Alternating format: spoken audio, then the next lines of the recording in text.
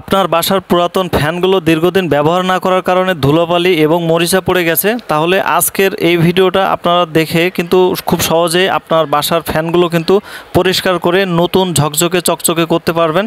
তো দেখুন আমি কিভাবে আজকে এই ফ্যানটি খুলে পরিষ্কার করে খুব সহজেই আপনাদেরকে দেখিয়ে দেবো।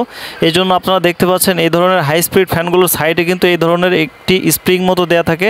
এটা কিন্তু খুব সহজেই টান দিলে কিন্তু খুলে যায় এবং খুলে যাওয়ার সাথে সাথে কিন্তু আপনি সামনের যে খাঁচার অংশটি কিন্তু খুব সহজে খুলে ফেলতে পারবেন।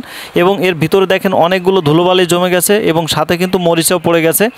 তো এই যে মাঝখানে যে নাটটি দেখতে পাচ্ছেন, এই নাটটি পাক দিলেই কিন্তু আপনাদের ফ্যানের পাখাটি কিন্তু খুব সহজে খুলে আসবে এবং ফ্যানের পাখাটি খুলে নেওয়ার পরে আপনারা কিন্তু এগুলো খুব সুন্দর করে একটি একটি করে পরিষ্কার করে নিতে পারবেন।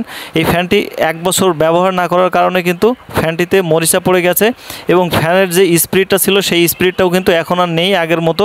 এই কারণে কিন্তু আমরা এই ফ্যানটিতে আজকে পরিষ্কার করে এই ফ্যানটা কিভাবে আমরা পুনরায় খুব সুন্দর করে চালু করতে পারবো এবং আগের থেকে বেশি স্পিডে ঘোরাতে পারবো সেটা কিন্তু আপনাদেরকে আমি দেখিয়ে দেব। তো প্রথমে আমরা ফ্যানের ভিতরের খাঁচার অংশটি পরিষ্কার করে নিলাম। এরপরে যে পাখাটি রয়েছে পাখাগুলো কিন্তু আমরা একটি শুকনা কাপড়ের সাহায্যে কিন্তু পাখাগুলো খুব সুন্দর করে পরিষ্কার করে নিলাম। পরিষ্কার করা হয়ে গেলে এর যে সামনের যে খাঁচাটি রয়েছে সেটাও আমরা পরিষ্কার করে নিব। তো এভাবে করে কিন্তু আপনি ফ্যানের সব অংশগুলো খুব সুন্দর করে পরিষ্কার করে নেবেন।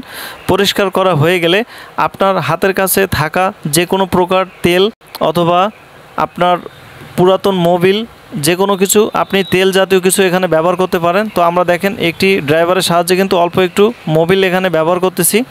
তো এই মোবিলটা কিন্তু আমরা শ্যাপের গোড়ায় লাগিয়ে দিচ্ছি, অর্থাৎ বিয়ারিংয়ের পাশে কিন্তু আমরা একটুখানি মোবিল দিয়ে দিলাম যাতে করে যে ময়লা মরিচাটা পড়েছিল সেটা এই মোবিলের কারণে কিন্তু ওই জায়গাটা ক্লিয়ার হয়ে যাবে এবং ফ্যানের স্পিড কিন্তু আগের মতোই থাকবে। তো আমরা এবার আমাদের ফ্যানটি পরিষ্কার করার পরে আমাদের ফ্যানটির পাখাটি লাগিয়ে নিলাম।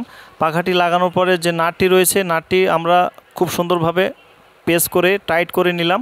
তো এভাবে কিন্তু আমরা পুরো ফ্যানটি সেট করেছি, আপনারা দেখতে পাচ্ছেন। এটা কিন্তু খুব সহজেই আপনি আপনার বাসায় বসে করতে পারবেন। দীর্ঘদিন ফ্যান এভাবে যদি পড়ে থাকে তাহলে কিন্তু অবশ্যই ফ্যানের গায়ে মরিচা চলে আসে এবং ফ্যানের স্পিডটাও কিন্তু কমে যায়। তবে আপনারা খেয়াল করবেন যদি আপনাদের তেল দেওয়ার পরেও যদি আপনাদেরকে ফ্যান যদি জাম করে তাহলে অবশ্যই আপনাদের কিন্তু বিয়ারিংয়ের সমস্যা হতে পারে।